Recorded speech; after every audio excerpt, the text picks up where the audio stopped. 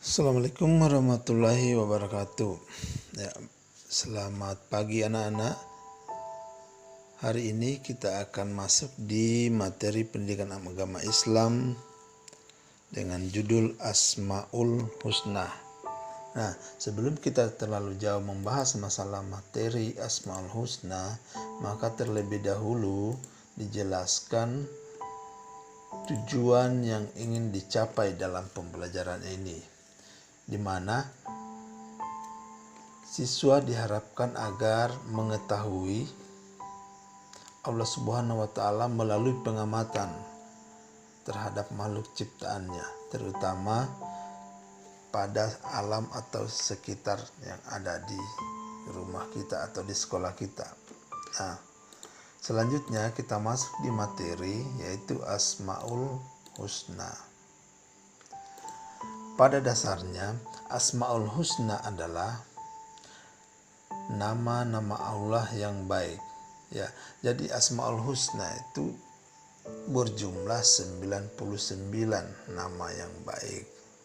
Nah, pada pertemuan kali ini kita akan membahas 3 nama-nama Allah yang akan kita bahas dalam pembelajaran ini. Yang pertama Al-Basir, Al-Adli, dengan Al-Azim.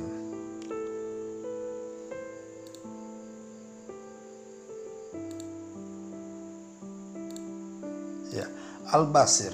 Al-Basir adalah nama Allah yang artinya Maha Melihat. Maha Melihat maksudnya di sini adalah Allah mempunyai suatu kekuasaan di mana dapat melihat semua kegiatan, semua aktivitas yang kita lakukan, baik yang sudah terjadi ataupun yang akan kita laksanakan. Jadi semua tindakan-tindakan yang kita lakukan itu Allah pasti melihatnya. Meskipun kita bersembunyi, meskipun kita di tempat-tempat yang tidak terlihat oleh mata-mata manusia.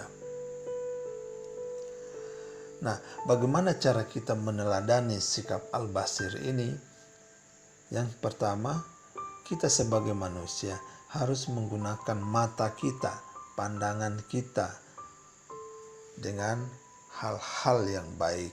Jangan menggunakan mata kita atau pandangan kita untuk mencelakakan kita sendiri. Misalnya, kita menggunakan penglihatan kita untuk melihat perilaku-perilaku yang berdosa atau yang tidak mendidik untuk kita. Kemudian yang kedua, kita harus berhati-hati dalam bertindak.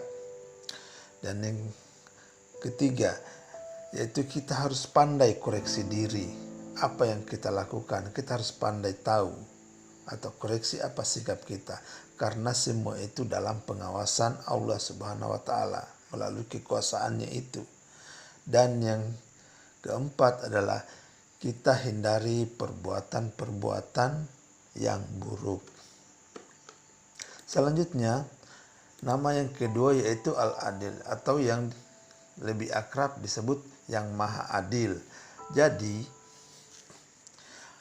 di samping nama yang sebelumnya, Allah memiliki kekuasaan di mana Dia mampu untuk bersikap adil.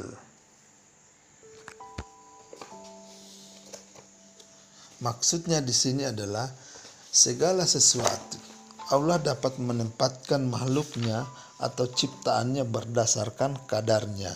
Contoh, misalnya seekor ikan. Ya, jadi ikan ini sengaja Allah simpan di laut. Kemudian manusia disimpan di darat.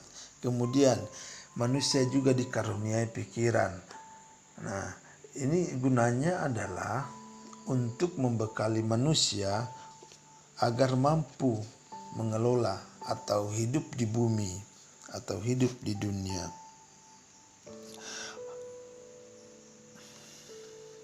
Di sisi lain juga, menurut para ulama, adil itu merupakan sesuatu yang menempatkan pada tempatnya.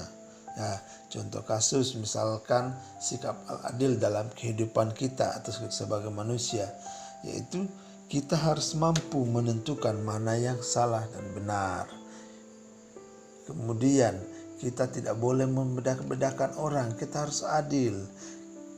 Kemudian juga kita harus selalu berpikiran positif, senantiasa bersyukur.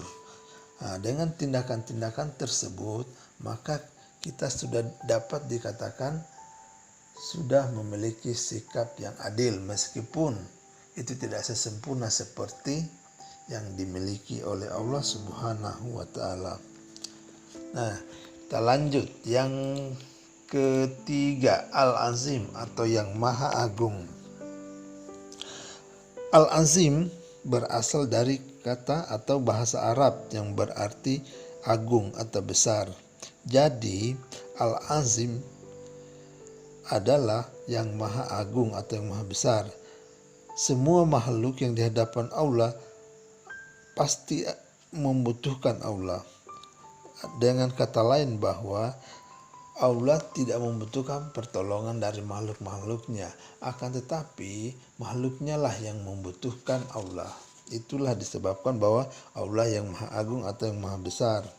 Hal tersebut juga dapat dilihat dari Quran surat Al-Ikhlas yang berbunyi Allahus Samad, yang artinya Allah tempat meminta segala sesuatu. Sebagai umat muslim, kita bisa menerapkan sikap atau makna al-azim dalam kehidupan sehari-hari. Seperti yang dikatakan sebelumnya bahwa kita harus senantiasa bersyukur. Kemudian kita harus menyadari bahwa kita adalah makhluk yang lemah, sehingga kita harus memohon pertolongan, memohon kekuatan kepada Allah Subhanahu wa Ta'ala, dan selalu berdoa atau memohon kepada Allah agar diberikan kebaikan, kesehatan, dan keselamatan.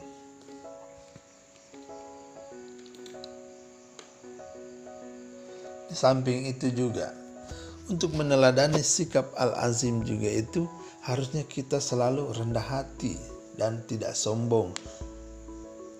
Yang kedua, kita selalu hormat kepada orang lain, terutama orang yang lebih dewasa. Seperti siapa? Seperti orang tua, seperti guru atau kakak kita jika kita adik. Ya. Kemudian yang ketiga yaitu kita tidak boleh bersikap egois. Egois artinya adalah salah satunya adalah mementingkan diri sendiri tanpa memperhatikan atau mempertimbangkan baik buruknya terhadap orang lain.